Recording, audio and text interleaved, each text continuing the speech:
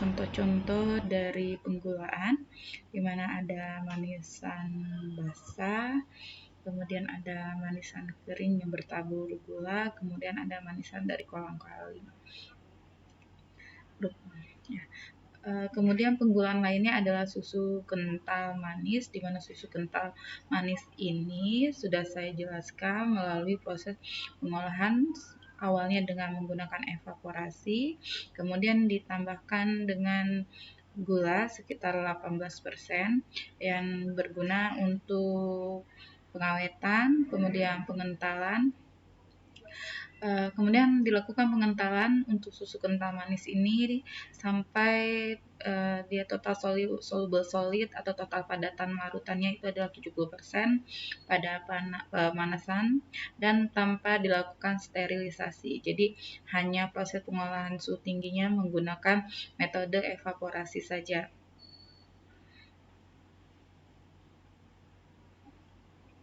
Kemudian ada jenis produk penggulaan lainnya adalah buah dalam sirup seperti buah kaleng, leci, kemudian nanas yang sering atau yang beredar banyak di pasaran, di mana buah dalam sirup itu merupakan aplikasi larutan gula dalam pengawetan buah.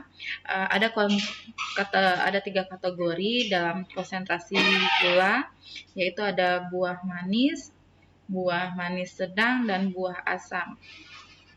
Dimana untuk buah manis dia kadar awal gulanya adalah 10-20%, buah manis sedang kadar gulanya 30%, dan buah asam dia kadar gulanya 40%.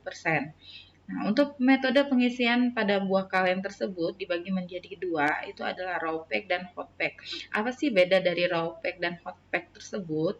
Untuk metode raw pack, ini buahnya diisi terlebih dahulu ke dalam botol, kemudian diisi ke dalam botol, baru ditambahkan dengan air gula tersebut. Jadi tidak dibarengi, sedangkan kalau hot pack, dia buah dengan air gulanya dimasukkan ke dalam botol secara bersamaan. Jadi perbedaan raw pack dan hot pack sekali ya. Selanjutnya yaitu penggaraman. Penggaraman itu sangat penting sekali dalam pengawetan ikan dan daging. Penggaraman juga itu ada nama lainnya adalah proses pengasinan. Ikan asin, cumi asin, itu yang sering kita dengar di produk pasaran. Nah, untuk penggaraman, bahan dasar dari penggaraman tersebut adalah garam dapur atau natrium klorida. Kenapa sih kita penggaramannya menggunakan NaCl? Itu alasannya adalah sederhana dan mudah didapat ya. Di semua warung juga terdapat garam dapur, murah. Kombinasi dengan pengeringan, dia sifatnya dari garam tersebut dia menyerap air yang ada di dalam bahan pangan sehingga bahan pangan tersebut akan menjadi awet. Kemudian harga produk hasil murah sehingga terjangkau oleh seluruh itu, harga produk hasil ikan asin itu murah sehingga terjangkau oleh seluruh lapisan masyarakat.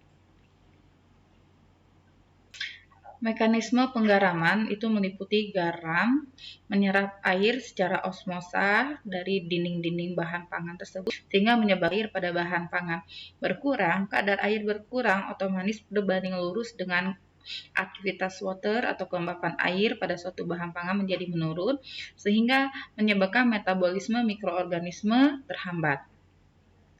Ya. Dan penggarapan juga itu harus dilakukan kombinasi antara pengeringan sehingga yang diharapkan kombinasi itu dapat mengawetkan suatu bahan pangan. Alasan penggunaan natrium klorida di sini ada beberapa macam garam. Yang pertama ada kalsium dan magnesium, di mana kalsium dan magnesium itu lambat masuk ke bahan makanan sehingga akan terjadi pembusukan pada bahan pangan dikarenakan kalsium dan magnesium susah untuk diserap pada bahan pangan tersebut. Kemudian ada kalsium sulfat, dia akan menyebabkan produk kaku dan pucat. Dia tidak cocok untuk digunakan pada penggaraman. kemudian ada magnesium, ada sulfur, ada klorida, itu sifatnya pahit kalau ditambahkan ke dalam bahan pangan. Kemudian ada besi, ada sukrum, itu produknya akan menjadi coklat, akan menjadi kotor dan kuning, jadi tidak dikehendaki oleh para konsumen. Dan ada kalsium klorida, ini adalah zat kapur yang produk putih, keras dan mudah pecah, yang fungsinya bukan sebagai penggaraman yang pengasinan, namun kalsium klorida tersebut fungsinya sebagai zat pengapur atau zat untuk untuk memperbaiki tekstur sehingga tekstur itu menjadi lebih kaku dibandingkan yang tidak dilakukan perendaman dengan air kapur. Terdapat 3 metode pada penggaraman. Yang pertama itu adalah dry salting, yang kedua brine salting, dan yang ketiga itu adalah can salting. Di mana dry salting ini penambahan garamnya 10-35% dari berat produk. Di mana garam ditambah ikan menjadi larutan pekat osmosa. Kemudian ada brine salting, dia penambahan garamnya 30-35% larutan garam. Bukan garamnya, tapi larutan garam. Di mana garam tersebut dilarutkan terlebih dahulu dengan penambahan air.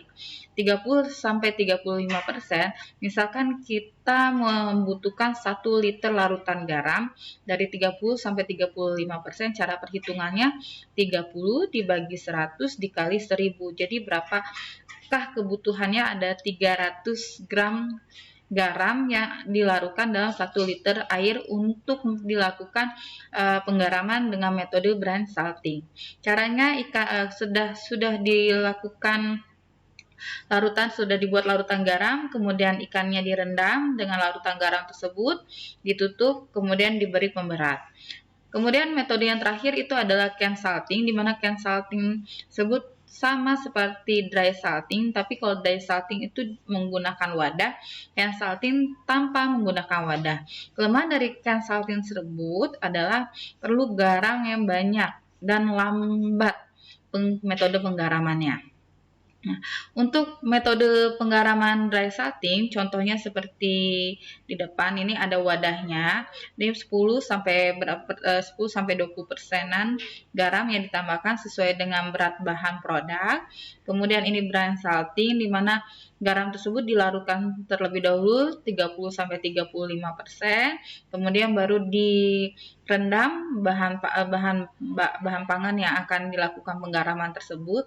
Dan can salting ini seperti ini tanpa diberi wadah terlebih dahulu sehingga membutuhkan garam yang cukup banyak. Ya, jadi yang sering dilakukan tuh di produk pasaran adalah dry salting dan brine salting.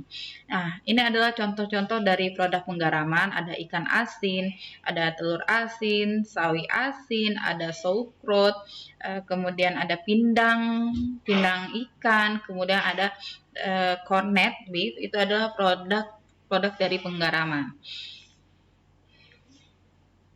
Jadi di Indonesia banyak sekali beraneka ragam dari produk-produk penggaraman.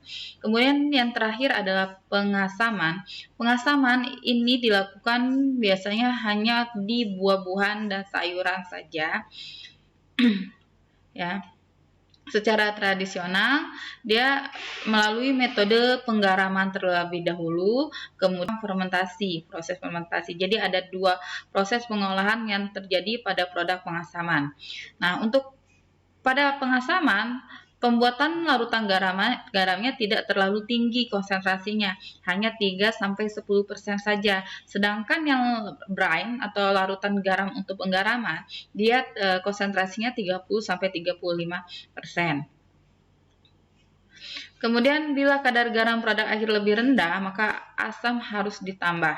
Jadi penggaraman itu akan mempengaruhi produk hasil dari produk yang diasamkan. Tujuan dari penggaraman tersebut adalah untuk menurunkan pH sehingga menyebabkan bakteri pembusuknya akan mati atau menginaktifkan mikroorganisme yang ada di bahan pangan tersebut. Ya, jadi ini ada beberapa fungsi dari penambahan asam pada saat proses pengolahan. Yang pertama adalah sebagai pengawet, kemudian menambah rasa, menambah rasa asam, mengurangi rasa manis, memperbaiki sifat koloidal, kemudian untuk memperbaiki tekstur, kemudian ada ekstraksi pigmen dan pektin dan meningkatkan efektivitas benzoat atau sebagai pengawet tersebut.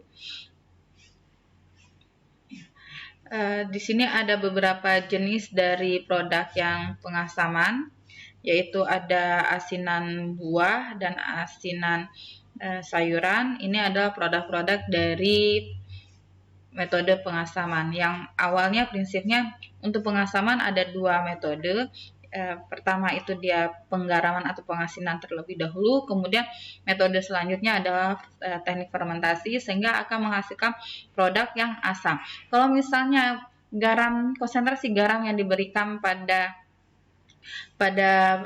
asinan tersebut kurang, akan menyebabkan rasa asam yang tidak begitu menyengat. Jadi kalau misalnya ingin memberikan rasa asam lagi, boleh pada saat hasil akhir karena garam yang diberikan tidak terlalu banyak. Oke, terima kasih. Demikian penjelasan dari saya. Wassalamualaikum warahmatullahi wabarakatuh.